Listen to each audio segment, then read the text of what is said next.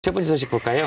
네, 오늘 많은 파장을 부르고 있는 법원 판결이 있었죠. 드루킹 일당과 공모에 댓글을 조작했다는 혐의로 재판을 받아온 김경수 경남지사가 1심에서 징역 2년 실형을 선고받고 법정 구속됐습니다.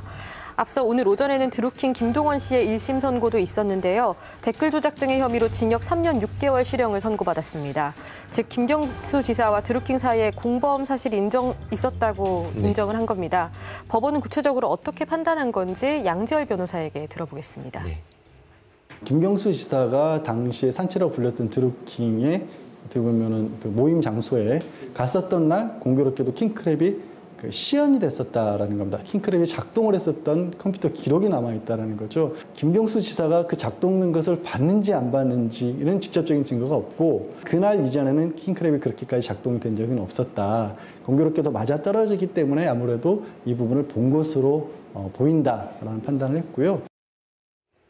예, 킹크랩 시연에 이게 얼핏 들으면은 어떤 의미가 있습니까, 이게? 예, 우선 이 킹크랩 시연이라는 게 댓글 매크로 프로그램을 말하는 건데요. 댓글을 이렇게 계속해서 돌려서 올리는? 사실상 조작에 사용됐다고 재판부가 보고 있는 그런 프로그램입니다. 예. 이번 재판의 최대 쟁점이 이 프로그램에 대해서 김 지사가 사전에 인지를 했는지 그리고 이것이 실행되도록 인정을 하거나 사실상 묵인 방조를 했는지 여부였는데 재판부는 이 의혹이 사실에 가깝다고 본 겁니다.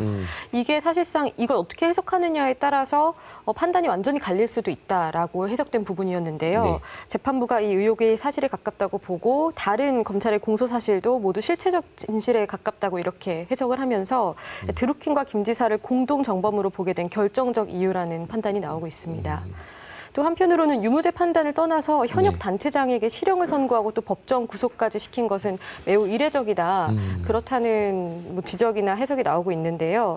이 반응과 관련해서 법정 구속은 과연 어떤 의미를 갖고 있는지도 양 변호사에게 들어보겠습니다. 네. 형량에 있어서도 좀 다소 뜻밖이었습니다. 일단 컴퓨터를 이용한 업무 방해라고 하는 부분이 지금까지 기존의 어떤 법원의 판례에서는 이렇게까지 높이 실형까지 가는 경우도 극히 드물었거든요. 그럼에도 불구하고 법원은 선거와 관련된 여론 조작이라는 부분이 굉장히 죄질이 좋지 않다라는 점을 들어서 예상보다 좀 센 2년의 실형을 선고하고 법정 구속까지 시킨 것으로 보입니다. 네, 사실 이게 다 아는 것처럼 얘기하지만 킹크랩, 매크로 뭐 이런 게 사실 되게 쓱 들어가서 보면 굉장히 또 단순한 듯 보이지만 어렵기도 하고 그렇거든요. 네, 이 단어들이. 근데 이제 오늘 1심이잖아요. 이게 앞으로 어떻게 전개가 됩니까? 네, 앞으로는 지난한 공방이 좀 이어질 걸로 보입니다. 우선 드루킹 측은 재판 직후에 불공정한 정치 재판이라고 주장을 하면서 항소 입장을 밝혔고요. 김경수 지사 역시 2심에서 뵙도록 하겠다면서 즉각 항소 의사를 밝혔습니다.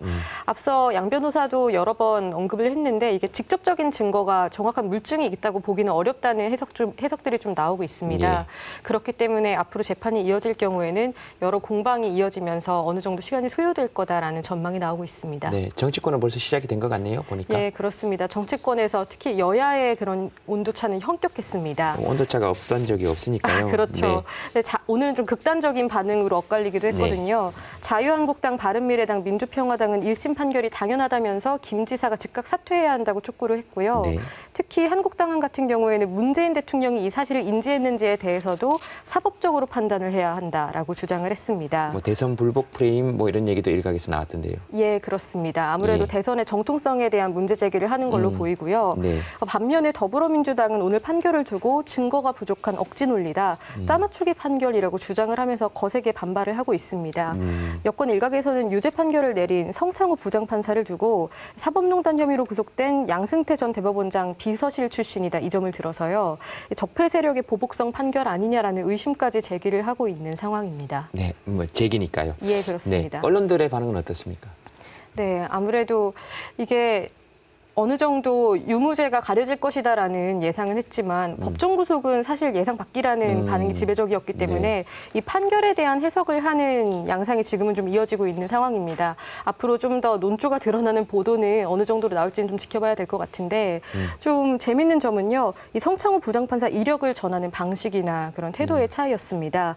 앞서 말씀드렸다시피 대부분 여당 반응을 빌려서요. 이른바 양승태 라인이다, 이 점을 집중적으로 보도를 하고 있는데 또 일부 언론의 경우에는 경우에는 오히려 이 판사가 박근혜 전 대통령에게 유죄를 내렸다. 이 점을 좀 더 부각시키고 있는 곳도 있습니다. 네, 알겠습니다. 그 어느 쪽에서 보느냐에 따라서 부각하는 지점도 다 다르겠네요. 예, 그렇습니다. 알겠습니다.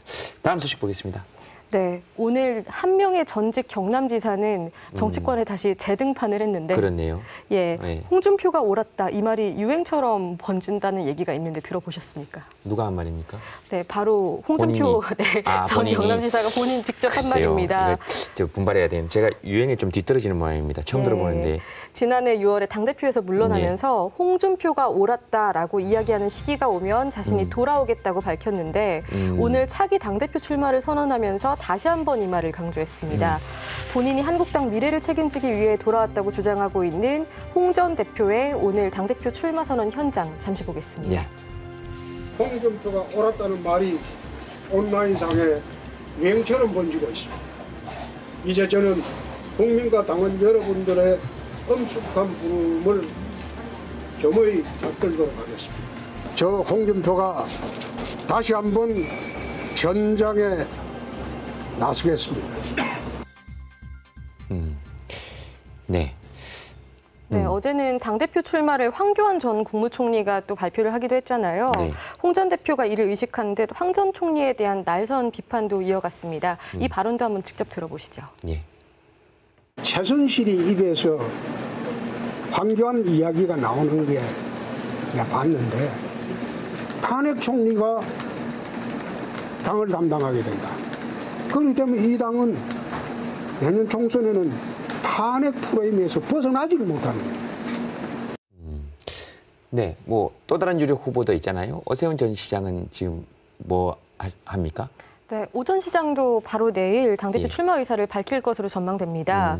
이로써 황 전 총리, 홍 전 대표, 오 전 시장 이렇게 3파전이 확실시되고 있는데요. 그럼 다른 후보들이 좀 서운해하지 않을까요? 예, 그렇습니다. 아무래도 좀 유력 네. 후보라던가 언론에서 많이 화제가 되고 있는 네. 후보군이 거의 자유한국당 밖에 있는 네. 아니면은 이제 막 들어온 그런 인물들이라는 점에서 일부 후보들 같은 경우에는 자격이 없다라는 주장도 제기하고 있는데요. 어찌됐건 간에 언론이 좀 주목을 하고 화제가 되고 있는 인물들이 이 세 명인 만큼 앞으로 이 세 명의 후보들이 서로에 대해서 어떤 식으로 공방을 이어갈지도 관심입니다. 네, 알겠습니다. 언제든지 나오시면은 저희들은 스튜디오 잘 열어놓고 기다리고 있도록 하겠습니다. 예, 나오시면요. 네, 다음 소식 보겠습니다. 네, 최근 홍역이 유행하고 있다는 소식 들으셨을 겁니다. 오늘은 제주도에서도 홍역 환자가 발생해 지난해 12월 대구를 시작으로 전국적으로 퍼지고 있는 상황이 됐는데요. 네. 지금까지 전국에서 발생한 홍역 환자 수는 총 41명으로 집계됩니다. 보건당국은 홍역 바이러스가 해외 여행객을 통해서 국내로 전파됐다고 추정하고 있습니다.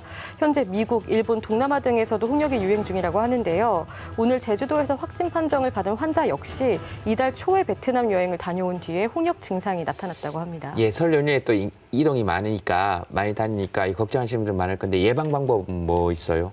네, 우선은 대부분 홍역 예방접종 같은 경우에는 어린 나이에 예. 많이 맞잖아요. 근데 좀 기억이 안 날 수도 있을 것 같아요. 네. 저도 그랬거든요. 예.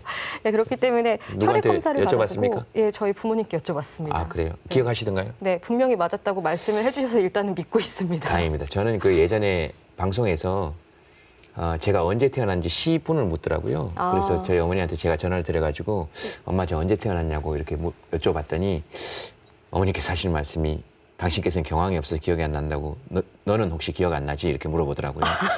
그래서 어쨌든 그걸 저는 기억한다면 약간 기네스북에 예, 오르셔야 저도 될 것 같은데. 이거는 못 여쭤볼 것 같네요. 알겠습니다. 네, 그래도 방법은 있습니다. 예, 그래도 그 방법을 알려주셔야죠. 예. 혹시 기억 못하시는 분들을 위해서 예, 그 그렇습니다. 말씀 하실래요? 혈액 검사를 받아보시면 됩니다. 아, 그렇군요. 다. 예, 그렇게 받아보면 홍역 항체가 있는지 여부를 좀 확인을 할 수 있고요. 예.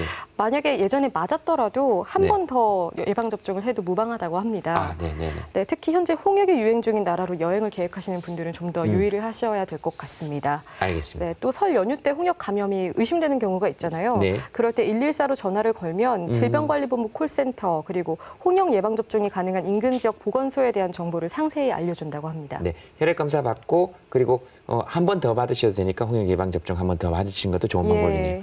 알겠습니다.